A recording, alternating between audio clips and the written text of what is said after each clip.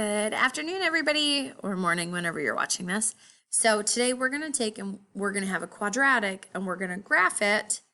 And then we're also going to find some stuff about it and then learn to solve it a different way.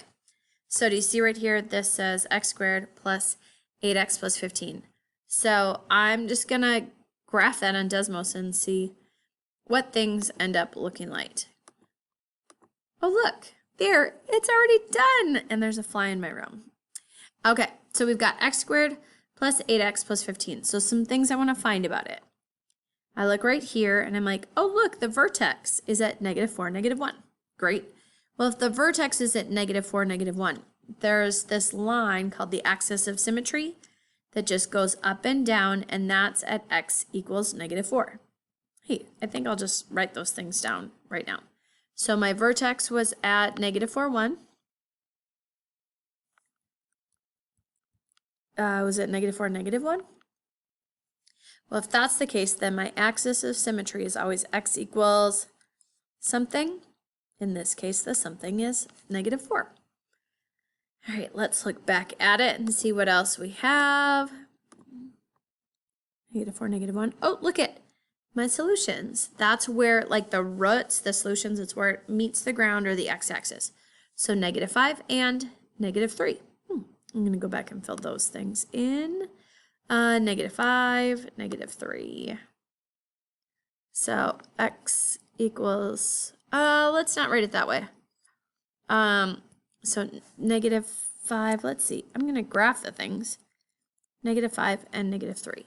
Okay, so -5, 0, and -3, 0. What's the y-intercept?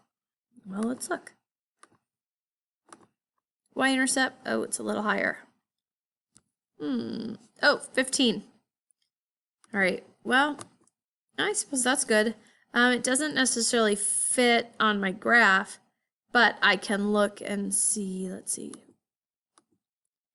That doesn't fit on my graph, but I can write it in because it asked me for it.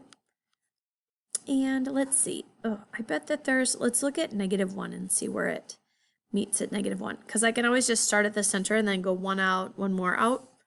So let's see where it's going to hit -1. -1, -1, -1, right? -1. I got it. -1, 8. Yeah, -1, 8. Okay. So -1, 8, I'm going to go back and put that in. -1, 8. And then because remember how I had the line of symmetry right here? Well, I can just go across and say, okay, there's my mirror. Now I can draw. So one of the things I asked you was the solutions. And so the solutions, it's taken a minute to respond. I can go right here, but hold on, right here and right here. Those are my solutions. Was there another way to find it besides graphing? Graphing is super nice, but there actually is. So what I'm going to do, I'm going to come back to the same problem and I'm going to factor it. So if I factor it, that means, okay, what multiplies to give me x squared? X and x, and what multiplies to 15 but adds to 8? 3 and 5. Positive, positive, negative, negative. Yeah, positive, positive. So I'm going to say x plus 3, x minus 5. Nope, x plus 3, x plus 5. Okay, so then it says set each factor to 0 and solve. Okay, so if I took x plus 3 and said, how do I undo plus 3? Minus 3. So 1x equals -3. Now if there was a number different than 1 here, so I basically take the -3 divided by 1, but since there's only 1x, I know that my solution is -3. Look at this. Oh, look, there was a solution. I drew those in the wrong place. Everything should be like shifted over 1. Watch this. Did you even notice that mistake that I made before? I totally didn't. When I counted, I was a little bit off.